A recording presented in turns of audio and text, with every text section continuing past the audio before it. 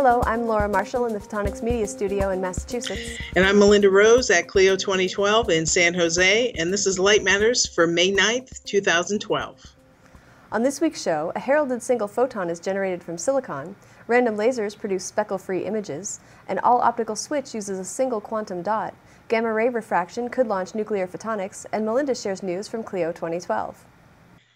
An international group has demonstrated that quantum light sources can be fabricated using silicon. Their demonstration of an on-chip single photon source is the first step toward achieving all the three main components needed for fully integrated quantum photonics on silicon.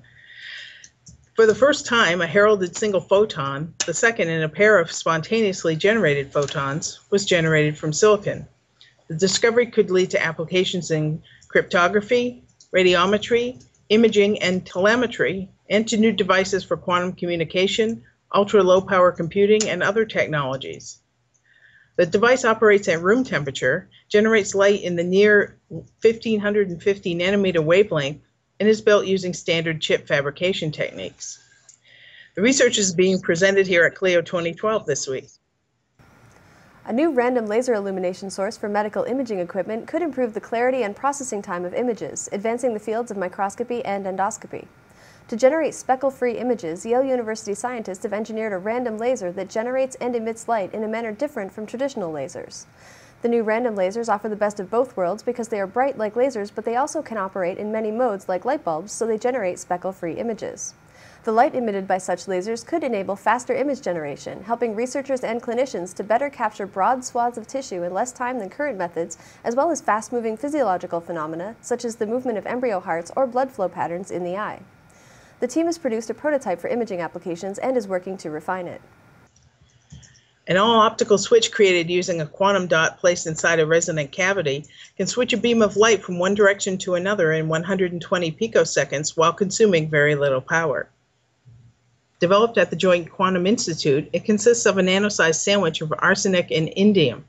It is so tiny that it can emit only discrete wavelengths, as if it were an atom. It was placed inside a photonic crystal that has been bored with several tiny holes, enabling light to pass through only the crystal for a narrow range of wavelengths. Previous optical switches needed high input power and bulky nonlinear crystals to operate. The JQI switch, by contrast, achieves high nonlinear interactions using a single quantum dot and an input power of 90 attajoules. The researchers are now working to reduce the photon count required for switching. In the meantime, the work represents a start toward creating a usable, ultra-fast, low-energy on-chip signal router. For the first time, gamma rays were bent like ordinary light in an experiment that overturns decades of theoretical predictions and opens the door to a new field of research called nuclear photonics. Gamma rays, a highly energetic form of light, can penetrate almost any material. They now have the ability to bend and focus, which could lead to powerful new medical applications, including imaging techniques and targeted cancer treatments.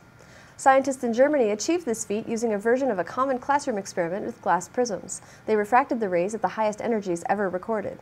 The researchers believe that by replacing the silicon prisms they used with higher refracting materials such as gold, they can increase refraction to a level where it can be realistically manipulated for optical techniques.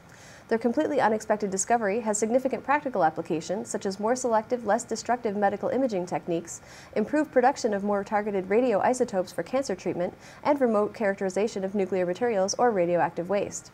And now Melinda will bring us an interview from the show floor at CLEO. Earlier today, I spoke with Jason McClure. He's chief scientist for Princeton Instruments, and we talked about their exciting new product they're demonstrating here, the isoplane, which is going to change spectroscopy. Thank you for having me. So the isoplane SCT-320 basically marks the most recent development in spectrograph design for the last 30 years. We call it the SCT-320. That stands for the Schmidt-Zerny-Turner with a 300 millimeter focal length. In comparison to its predecessor, the Zerny-Turner, the Schmidt-Zerny-Turner instrument exhibits complete freedom from third-order image aberrations. Now, if you're familiar with the traditional Zerny-Turner imaging spectrograph, at the edges of the focal plane of that instrument, one sees a significant amount of astigmatism that distorts the image that you get from any spectral feature and degrades the resolution that one could obtain with that instrument. With the Schmidt-Zerny-Turner design, we've incorporated a Schmidt corrector plate into the instrument, and it effectively, combined with the Schmidt corrector plate and the radically new design, we've eliminated the first primary third-order aberrations, which are spherical aberration, astigmatism, and chromatic aberration. So what you end up with is a spectrograph that is essentially free from the first three aberrations, which makes it an anastigmatic imaging system. And the result of that is dramatically improved imaging performance, and at the same time maintains a very high spectral resolution. So we're incredibly excited to have this new product, and as you mentioned, it is really the latest discovery in spectrograph optical design for the last 30 years. So. And why don't you tell us a little bit about how you decided to put the Zerny-Turner and Schmidt together? So yeah, it's a great question. So I actually was reading a book on the theoretical design of the reflecting telescope, and in particular the Schmidt-Cassegrain telescope.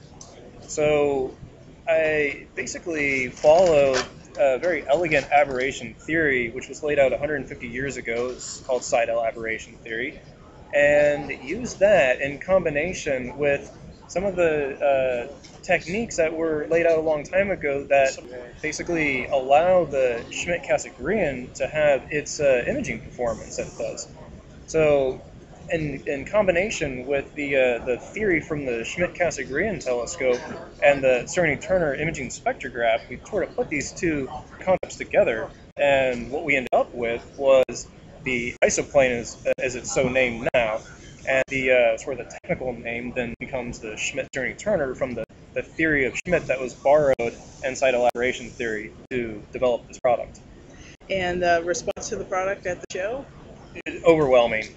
So when people see this, they look at what the images that you were getting from a traditional Zerny-Turner. We actually had someone come by and said, "Hey, I saw this in my instrument and I thought it was just broken."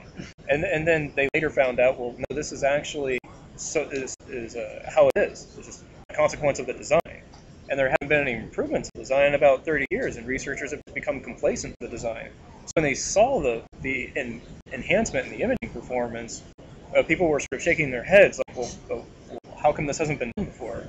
And so we're incredibly excited to taking a part in writing history. So. And advancing the field. Yes. So it's certainly exciting for us.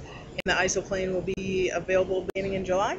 I think the end of July, yes, is when we expect to have it ready for delivery. Okay. Well, thank you very much, Jason, and congratulations. Thank you. Well, that's exciting, Melinda. It sounds like there have been a lot of exciting announcements at CLEO. Yes, Laura, as usual, there's a lot of interesting research being presented at CLEO. Well, why don't you give us an example? A team at UCSB is presenting their new LED manufacturing technique that changes the orientation of the crystal structure in semiconductor films to make blue and green LEDs with high efficiency and extremely low droop. It's a breakthrough, they say, has the potential to change the solid-state lighting market. Engineers at Princeton drew inspiration from the microscopic folds on a leaf to create their new flexible low-cost solar cells. The team created a folded surface by curing a photographic adhesive layer with ultraviolet light. By controlling how fast different sections of the adhesive cured, they introduced stresses in the material and generated ripples and folds on the surface. They created a kind of waveguide by adding the curves, one that could offer 47% increase in electricity generation. Physicists have long desired the ability to freeze and then study the motion of electrons in matter, but that goal has proved elusive. A new attosecond lighthouse effect created in Canada creates isolated, precisely timed, and incredibly fast pulses of light, providing an ideal light source for such attosecond pump probe experiments. The new method is by far the easiest one to implement experimentally, the scientists say, requiring only very small rotation of one optical element in existing laser systems. Well, there's much more happening here, of course, but that's all the time we have. Well, that's it for this edition of Light Matters, the industry's only weekly newscast. We'd like to hear from you. Tell us what you like or don't like about our program. We welcome your comments and suggestions at lightmatters@photonics.com. You'll find links to share and subscribe to Light Matters by clicking the Share with Friends button on our video player. Thanks for watching, and we'll see you next week. You'll be back in the office, and I will give you a special report on this week's Vision Show in Boston.